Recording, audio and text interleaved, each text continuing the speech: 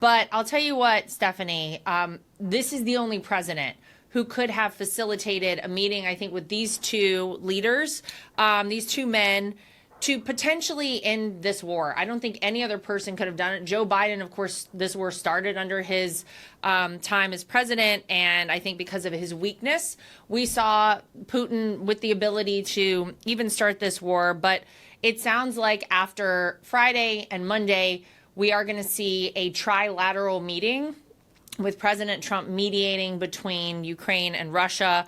And this is exactly what we want to see happen. This is peace through strength. And again, I think only President Trump could have accomplished this thus far. Yeah, President Trump has accomplished so much in just a few days, if you look at it. And you're so right. Under Biden, we saw what Putin did. We saw what Putin did under Obama, and we saw it during the Bush era. So President Trump really deserves so much credit for what's happening. And of course, we can't fully trust Vladimir Putin, right?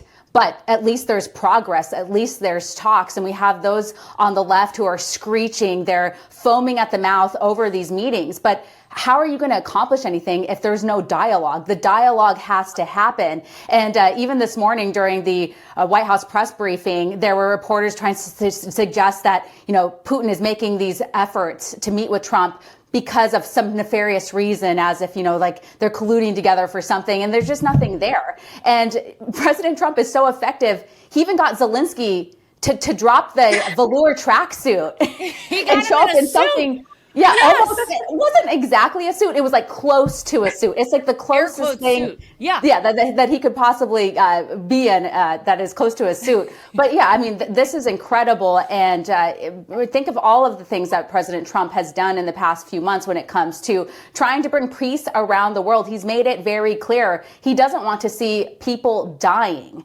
These are men, fathers, sons who are dying in these endless, unnecessary wars, and Trump wants to see a stop to it.